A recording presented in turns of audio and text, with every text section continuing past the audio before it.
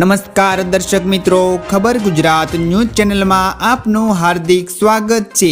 આજના તાજા અને મુખ્ય સમાચાર જાણીએ તે પહેલા તમે અમારી ચેનલમાં નવા હોવ તો અમારી ચેનલને જરૂર સબસ્ક્રાઇબ કરી લેજો।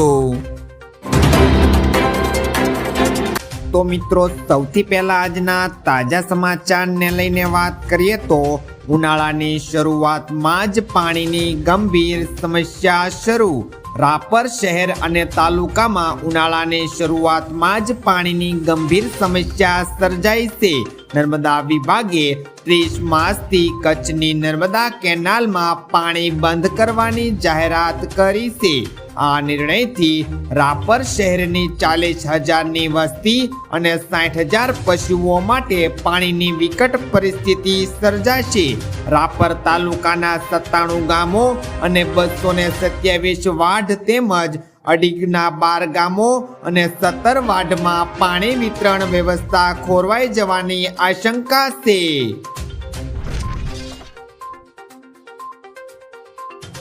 ત્યાર પછીના સમાચારની વાત કરીએ તો અગ્નિવીર ભરતી માટે અરજી પ્રક્રિયા શરૂ।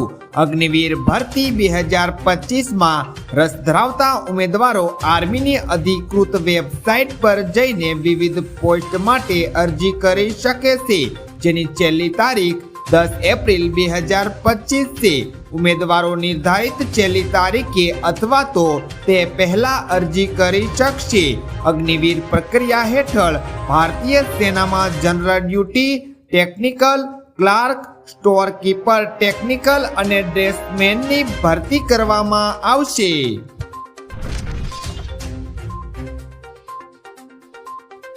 ત્યાર પછીના સમાચારની વાત કરીએ તો આ ઉનાળે કેરીનો પાક ઓછો થશે।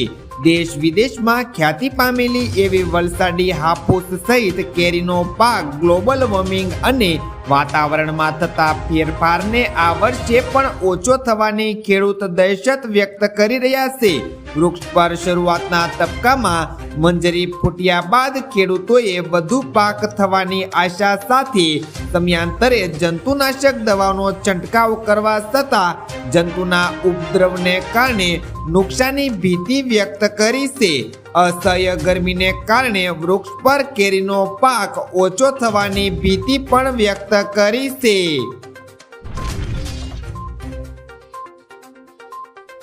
ત્યાર પછીના મહત્વના સમાચારની વાત કરીએ તો આ વર્ષે સોનાનો ભાવ રડાવશે। એક અહેવાલ મુજબ મોટી તેજી પછી સોનાના ભાવની અંદર ઘટાડો થવાની અપેક્ષા હતી, જે આવી ચૂકી છે।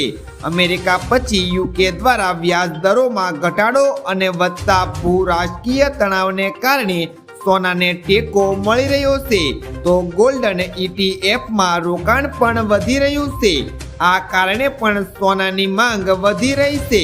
તેથી આવી પરિસ્થિતિમાં આ વર્ષે સોનું 90,000 રૂપિયા 10 ગ્રામ સુધી પહોંચી શકશે। હંમેશા BIS દ્વારા પ્રમાણિત હોલમાર્ક વાળું સોનું ખરીદો।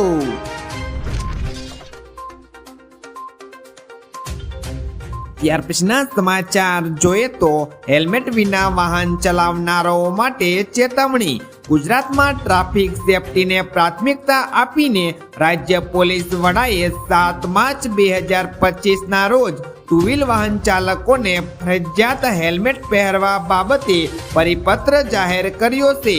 તદ ઉપરાંત જે વાહન ચાલકો નિયમોનું પાલન નથી કરતા તેમના વિરુદ્ધ કડકમાં કડક કાર્યવાહી કરવાનો હુકમ પણ કરવામાં આવ્યો છે। વડોદરા સહિત સમગ્ર રાજ્યમાં રાજ્ય પોલીસ વડાના આદેશ મુજબ સખત ચેકિંગ અભિયાન ચાલુ રહ્યું છે।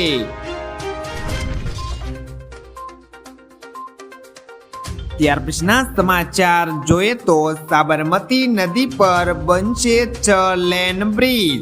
ગુજરાતમાં સાબરમતી નદી પર 367 કરોડ રૂપિયાના ખર્ચથી મોટો 6 લેન બ્રિજ બનશે, જે ગુજરાતનો પહેલો રબર કબ લેબર કબ બ્રિજ છે, જે બનવાનો શરૂ થઈ ગયો છે। જેમાં પશ્ચિમમાં સાબરમતી અચર અને પૂર્વની અંદર કેમ્પ સદર બજાર વચ્ચે સાબરમતી નદી પર 1 કિલોમીટર લાંબો 1048.08 મીટરનો સરલેનનો પુલ બનશે. બ્રિજની બંને બાજુએ રિવરફ્રન્ટ રોડ પરની અપ્રોય બ્રિજ બનશે, જે તેમને મુખ્ય પુલ સાથે જોડશે. આ પ્રોજેક્ટ એપ્રિલ 2027 સુધીની અંદર પૂરો થઈ જશે.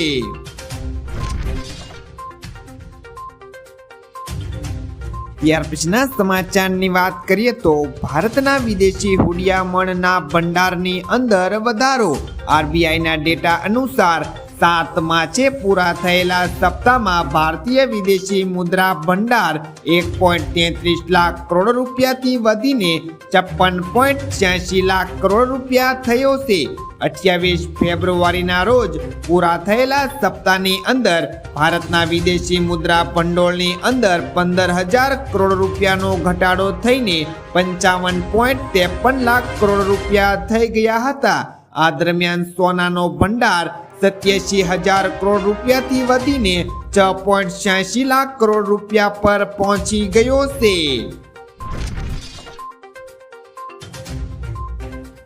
ત્યાર પછીના સમાચાર જોઈએ તો તેજી સાથે બંધ થયું શેર બજાર.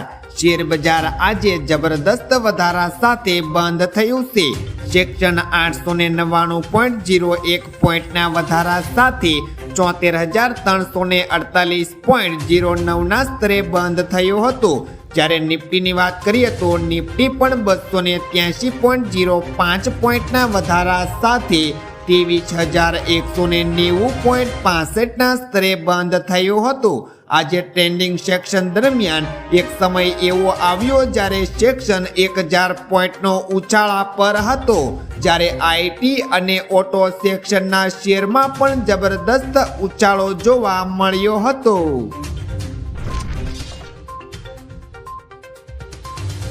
ત્યાર પછીના સમાચારની વાત કરીએ તો બાળકોના શિક્ષણ માટે ગુજરાત સરકારનો મહત્વપૂર્ણ નિર્ણય.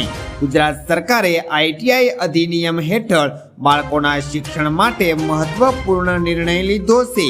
સરકારના નવા નિયમો અનુસાર આઈટીઆઈ હેઠળ પ્રવેશ માટે આવક મર્યાદામાં વધારો કરવામાં આવ્યો છે, જે હવે ₹6 લાખ સુધીની આવક ધરાવતા પરિવારો માટે પણ ઉપલબ્ધ રહેશે. આ નિર્ણયથી વધુ બાળકોને તેમના શિક્ષણ માટે સારું અને સમાન અવસર પ્રાપ્ત થશે. ઓનલાઈન અરજી કરવાની અંતિમ તારીખ 15 એપ્રિલ છે.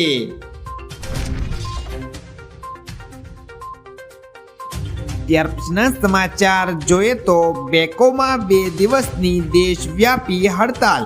બેંક કર્મચારીઓના સંગઠન union forum of bank unions દ્વારા 2 દિવસની હડતાલની જાહેરાત કરવામાં આવી છે.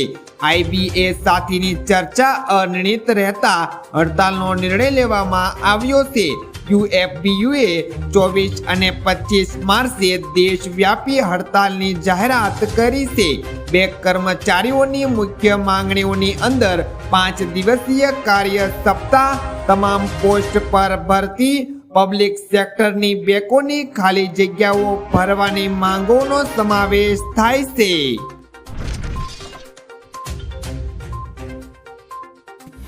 તો મિત્રો, આ હતા આજના સૌથી અગત્યના મુખ્ય સમાચાર.